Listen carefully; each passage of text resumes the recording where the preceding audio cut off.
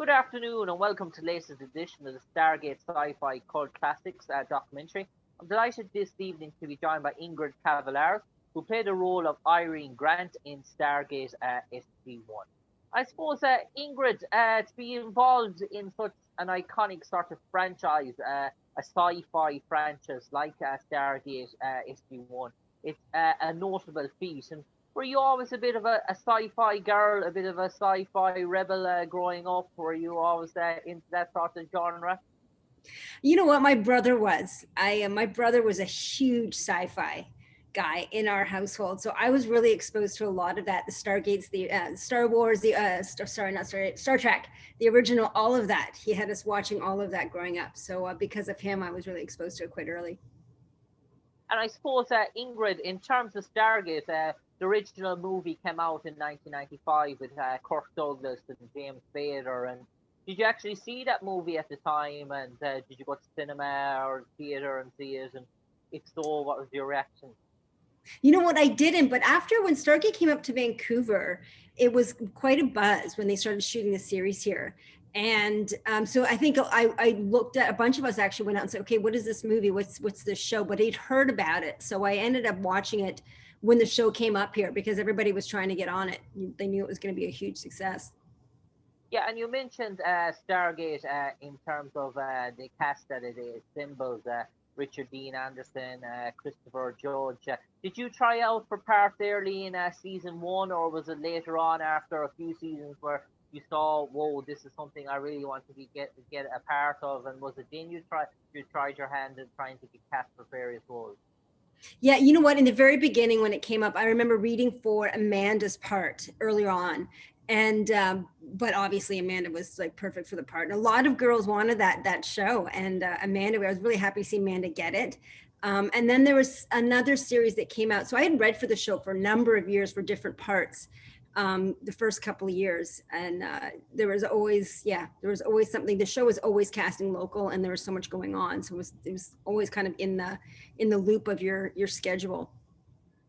And I suppose, Ingrid, in terms of Stargate SG-1, you got your role in terms of Major Irene sort of Grant. And tell us about her after succeeding and arriving on the first day of set for Stargate SG-1. Obviously, you were trying for a while to get on that sort of show.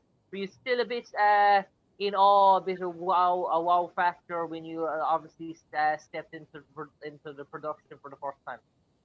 Well, I should give you a little backstory. So, first of all, the Vancouver's a bit of a smaller community in the acting community. Everybody knows one another. So I had auditioned for the show for quite some time and hadn't gotten any of the parts. And then when this part came up, I think they just thought, okay, that poor actress has read for us so many times. Let's just give her the part. So they just offered it to me when it came about. And at that point, I'd been friends with Amanda, and I was very good friends with Peter DeLuise, who directs a fair bit of the shows. And so Peter was the one who actually suggested that I get the part because I'd come in and read so many times. So first day I said it was actually, kind of cool to walk on a set and be with a bunch of friends. Yeah, and I suppose the set you were on was the in latter season was the Prometheus sort of ship. And can you tell us what the inside of that sort of looked like? Was it very much going up in a space shuttle in terms of an astronaut? Was it that sort of feeling in terms of all the sort of touches and extra touches to make it seem like a craft from outer space? Were you sort of taken back by that? And in terms of having to fulfill the role of Major Irene Grant as well, did you almost feel like that you were in a submarine or something? Well, if you've ever been on a set, like there's a lot of smoke and mirrors. They can make one room or one hallway seem they can recycle it and use it in different angles and different perspectives. So they had built quite a big set, and they use it in different capacities in different ways. And so you might be walking through one door in one scene and walking through the door the other way, thinking it's a completely different door. But they did this amazing job of creating an environment where they could use everything. And so they had the main station was the ship. And then there was all these sort of hallways that were attached to it that we used. We would come in and out. and they could just turn and shift a camera a certain way, and you think you're being a completely different part of the ship, but you actually just turned and you're in a different point of view. It's pretty inventive. I suppose that Ingrid, in terms of the working sort of schedule in terms of Stargate, I suppose it was a sort of recurring role for you. And was there a sort of any sort of times when you had other projects in the pipeline that you were needed for, or that you weren't able, and were you always kept in? Did you know your schedule in advance and what episodes you were going to appear, or was it very much short notice? You know what? Those episodes aired, I think in 2003, 2004. And at that time I was doing a series actually on the same MGM lot, but like literally across a road, like, and it was a series for Showtime called Jeremiah. So that was, we were on the same, we were very close. I never had any conflicting scheduling. It might have actually been like a summer, might have been a flip. I can't remember exactly, because I know I shot Jeremiah from like September to April, and then I think I shot Stargate. This was like at the end of it. So, but I knew the lot very well. It was literally just walking out of one office and walking across the road to the other. I suppose very much ideal in a scenario. So Ingrid, and what was it like in terms of working? You mentioned you were close friends with Samantha Carter, and you would try it out, and it was close knit sort of community. I suppose you were probably close knit in terms of Michael Shanks as well, and in terms of Christopher Judge and Richard Dean Anderson. I don't know if Richard was Richard there at the time, or the producing was he producing at the time? Was Ben Browder sort of came in there towards the later seasons, and what was that like in terms of your experience meeting those actors and working beside them? Well, Richard Dean and I had worked together in that episode. I think we're in one or two scenes in that.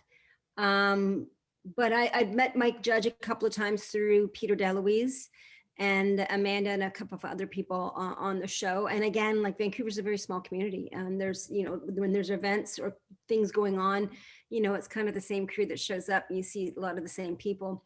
But it was kind of fun. You know, Richard Dean Anderson, I mean, he's a seasoned professional. You could definitely feel this man had worked a lot and knew exactly how this was to go. And Ingrid, in terms of Stargate, you mentioned you sort of busy yourself, and obviously getting Stargate on your sort of resume, and obviously it's a great sort of tool for sort of any sort of actress. And you mentioned being involved in Stargate SG1. When that sort of finished, obviously a spin-off came up in terms of Stargate Atlantis. And did you actually try for that as well? Yes, I did. And I almost, I was in the final running for that one, but I didn't get it. But yeah, I really wanted that show too, because it was, again, shooting in Vancouver, and you knew it was going to be another great success. And don't mind me asking, you want to disclose the role, or? I can't remember the name. I know Tori got the actress. The Yes. role of Queer. Okay.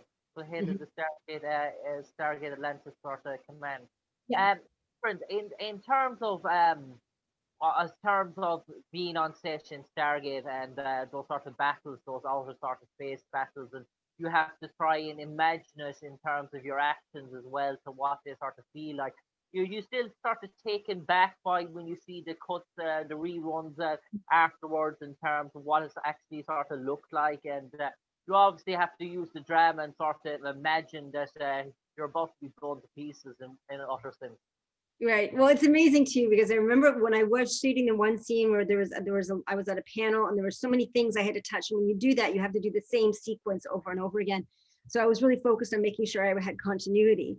And then I know that there was lighting and all these things going on, but you really don't see how it's looking, because you're actually in the moment and I was really working on that control panel. And then looking back, and I was like, wow, like with the lighting and the shaking of the camera, I was like, it really looks like I'm gonna have a major accident there. And in terms of seeing the final project, have you, when you watch back your episodes that you were in, did obviously some actors like to do that, others sort of don't, and were you sort of if you did that, were you sort of delighted in terms of how it sort of came out, and obviously family and friends getting to see it and getting to see your role in Stargate? Well, it's funny. I didn't know when it was going to come out, and I don't love watching myself. I usually just end up watching it when you have to go in and do some looping, some sound work, or with your voice. But I do know that when it did come out, I wasn't aware, but I became very aware because people started mentioning it to me. People started talking to me about it. I'm like, oh, oh yeah, that's right. I did that show, but I didn't know when it was going to come out. I don't usually follow that. And tell me about your character, Major Irene Grant. In terms of the script, what was written, or what was the type of person was she? What way did you sort of see her? Did you see her just as sort of a loyal sort of Navy officer that was in terms of the chain of command that sort of followed her way in terms of that and was dedicated to her job, or what in terms of what was your sum up of the character? Well, because of her role, because of her status on the ship, I right away imagined, okay, this girl's really worked hard and probably had to work harder than most to get to where she is. And so having that in mind, I was like, this is a very strong young woman, and this probably had to work a little bit harder than everybody else. So quite serious at her job, because it wasn't given to her lightly, and unfortunately, that's the way it goes for women. So I just imagine that this woman's had to work really hard to get to where she's at. Yeah, and in terms of your character as well, one of our most prominent scenes is with Samantha Carter. When you Amanda Tapping's character, when you're trying to discover a device in terms of saving your sort of futures as well. And I suppose that really got to show the sophistication and the intelligence of your character. Absolutely. And also too, and I like the fact that because Amanda's character was so brilliant that you could see these two women working together and figuring out and solving a problem together and both being very, very, very smart. And I suppose, Ingrid, in terms of Stargate and being involved in a franchise that is shown all over the world in so many countries, subtitled and dubbed in so many sort of different sort of languages as well. Are you sometimes sort of, when that project is close to your home base in sort of Vancouver as well, when a show like that goes sort of global in terms of that, like the way Battlestar Galactica did when that was in sort of Vancouver, beyond to feature in those sort of series that they're going to be played over and over again in terms of other series that might stay in Canada or the United States, that must give you great satisfaction to know that people in different countries get to see you and get to see your character. Yeah, I mean, it's hard. I mean, to have a show that successful and internationally successful, I mean, hats off to the producers, hats off to the writers, everybody on that show. I mean, that's really, really hard to do.